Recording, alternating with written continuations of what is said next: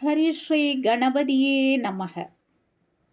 சுவாமியே சரணமையப்பா, சுவாமியே சரணமையப்பா, சுவாமியே சரணமையப்பா. சபரிமலை ஐயப்பன் கோவில் என்றாலே பக்தர்களின் எண்ணத்தில் தோன்றுவது 18 படிகள்தான். விரதமிருந்து இருமுடி சுமந்து பக்தர்கள் ஐயனை 18ஆம் படி ஏறி சென்று தரிசித்தலே மிகவும் சிறப்பானதாகும். சுவாமியை இவ்வாறு தரிசித்தால்தான் ஒரு மண்டலம் விரதமிருந்து கோவில் சென்று வந்ததன் முழு பலன்களையும் புண்ணியத்தையும் பெற முடியும் என்பது ஐதீகம். இந்த 18 படிகளில் ஒவ்வொரு படியும் ஐயப்பனின் திருநாமங்களால் அழைக்கப்படுகின்றன.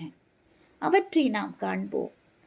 1ஆம் படி குளத்தூர் பாலன் என்றும், 2ஆம் படி ஆரியங்காவு அனந்த ரூபன் என்றும், 3ஆம் படி எரிமேலி ஏழை பங்காளன் என்றும், 4ஆம் படி ஐந்து மலை தேவன் என்றும், 5ஆம் படி ஐங்கரன் சோதரன் என்றும், 6ஆம் படி கலியுக வரதன் என்றும், 7ஆம் படி கருணாகர தேவன் என்றும், 8ஆம் படி சத்தியபரி பாலகன் என்றும், 9ஆம் படி சர்க்குண சீலன் என்றும், 10ஆம் படி சபரிமலை வாசன் என்றும், 11ஆம் படி வீரமணி கண்டன் என்றும், 12ஆம் படி விண்ணவர் தேவன் என்றும், 13ஆம் படி மோகினி பாலன் என்றும், 14ஆம் படி சாந்த சுவரூபன் என்றும், 15ஆம் படி சர்க்குணநாதன் என்றும், 16ஆம் படி நற்குண கொழுந்தன் என்றும், 17ஆம் படி உள்ளதமன் போன் என்றும், 18ஆம் படி ஸ்ரீ ஐயப்பன் என்றும்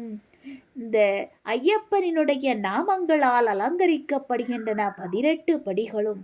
அது மட்டுமல்ல, இந்த 18 படிகளுக்கான தத்துவங்களும் நிறைய இருக்கின்றது. 18 தத்துவங்கள் இருக்கின்றது. அவற்றை நாம் பார்க்கலாம். முதல் 5 படிகள் மெய், வாய், கண், மூக்கு, செவி ஆகிய 5 புலன்களையும் குறிக்கின்றது. 6 முதல் 13 படிகள் வரை அஷ்டமா சித்திகளையும் குறிக்கின்றது. 14, 15, 16 இந்த 3 படிகளும் 3 வித குணங்களையும் குறிக்கின்றது. 17ஆவது படி ஞானத்தை குறிக்கின்றது. 18ஆம் படி அஞ்ஞானத்தையும் குறிக்கின்ற வகையில் அமைந்துள்ளதாக ஐதீகத்தில் சொல்லப்படுகின்றன. சபரிமலை கோவிலில் அமைந்துள்ள 18 படிகளும் தெய்வாம்சம் நிறைந்தவை. தெய்வங்கள் ஒவ்வொரு படிகளிலும் குடியிருக்கின்றன.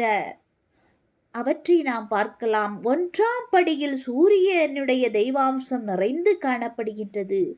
2ஆம் படியில் சிவன் தெய்வாம்சம் காணப்படுகின்றது.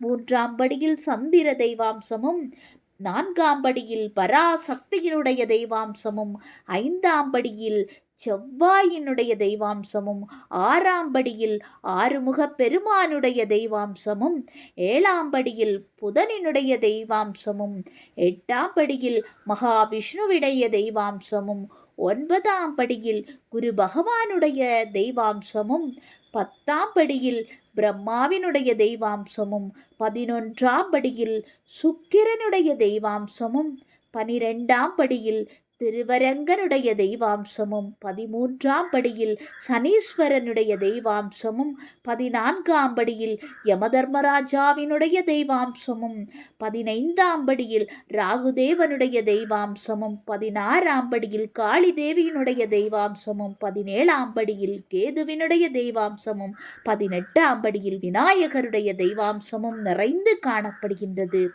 ஐயப்ப சுவாமி கொடிய அரக்கியான மகியை வதம் செய்தபோது பயன்படுத்திய ஆயுதங்கள் 18.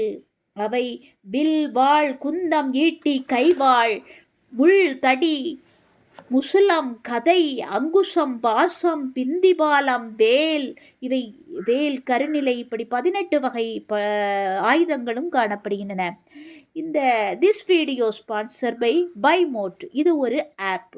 இந்த ஆப்பை நீங்கள் உங்கள் மொபைலில் டவுன்லோடு செய்து உங்கள் வீட்டிற்கு தேவையான அனைத்து பொருள்களையும் ஆன்லைன்லேயே பர்ச்சேஸ் செய்து கொள்ளலாம். பர்ச்சேஸ் செய்து நீங்கள் புக் பண்ணின ஒரு 20 நாட்களுக்குள் உங்கள் வீட்டிற்கே பொருட்கள் வந்தடையும். நல்ல தரமுடைய பொருட்களாகவே அமைகிறது. வாங்கி பயன்பெறுங்கள். நன்றி, வணக்கம்.